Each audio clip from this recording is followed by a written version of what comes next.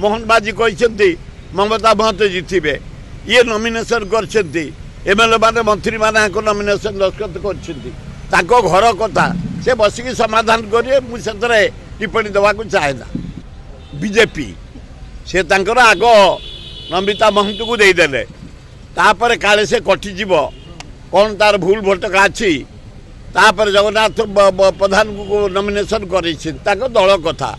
तेणु गोटाए बेली सीट ताक दल मेजोरिटी अच्छी मुझे से मु खाली जुड़िया पाइली ममता महंतर कौन किसी त्रुटि रही स्कूटी कटिजे यदि भरसा था जगन्नाथ प्रधान को फाइल कर मंत्री एमएलए नॉमिनेशन रे दस्खत कर ना ना से कांग्रेस बीजेपी कर दल गोटे मोहन बाजी कहते ममता महंत जितबे